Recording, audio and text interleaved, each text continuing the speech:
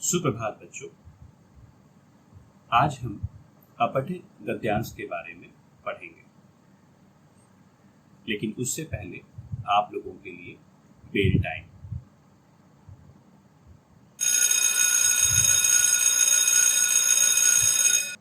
बच्चों, जैसा कि हम जानते हैं कि अपठित गद्यांश के अंतर्गत आप लोगों को आईएससी बोर्ड में एक पैराग्राफ या एक गद्यांश दिया जाता है।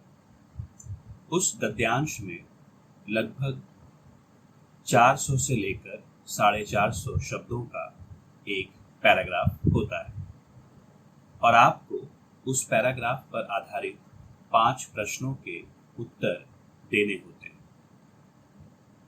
यह उत्तर विस्तृत होते हैं।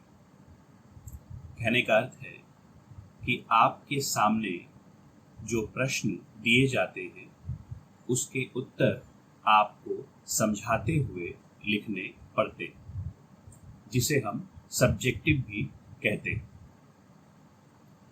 बच्चों, ये ध्यान रखिएगा कि आपके प्रश्नों के कई भाग हो सकते हैं।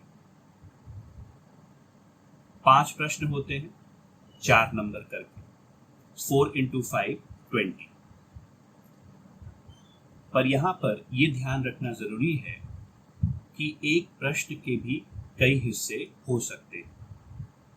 जैसे अगर मैं कहूं 2 + 2 4, 1 + 3 4, 3 + 1 4, 1 + 1 + 2 4, 1 + 1 + 1 + 1 4, यानी आपके प्रश्नों के कई भाग हो सकते हैं।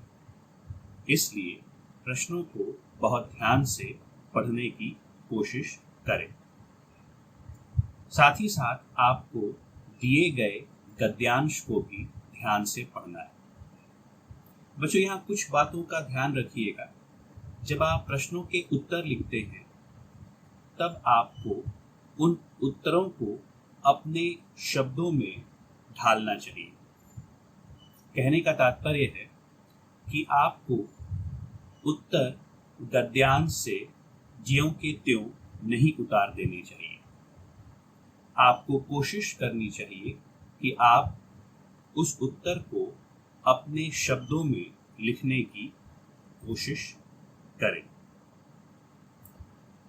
इसके लिए बहुत जरूरी है कि आप गद्यांश को बहुत ध्यान से पढ़ें और दिए गए प्रश्नों के उत्तर को गद्यांश में खोजने की कोशिश करें। बच्चों, प्रश्नों के उत्तर गद्यांश में क्रमवार तरीके से नहीं भी हो सकते।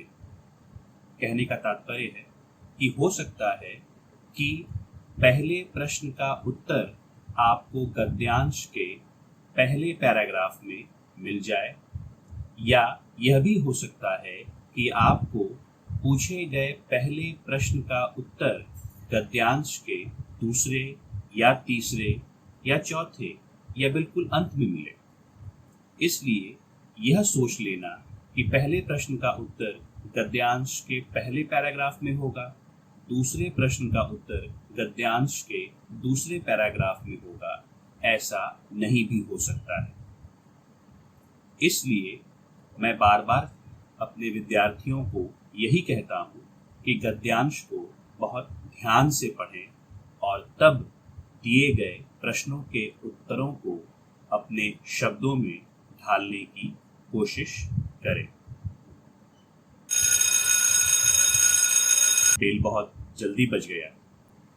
चलिए, मेरी क्लास का समय तो खत्म होता है, लेकिन अब आपका समय शुरू होता है। मैंने क्लासरूम में आप लोगों को एक अपठित गद्यांश दिया है।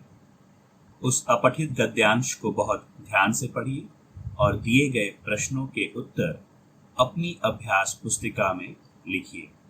और बच्चों, ध्यान रखिएगा, उत्तर लिखने के बाद क्लासरूम में उसे टर्न इन या हैंड इन करना न भूलें। धन्यवाद।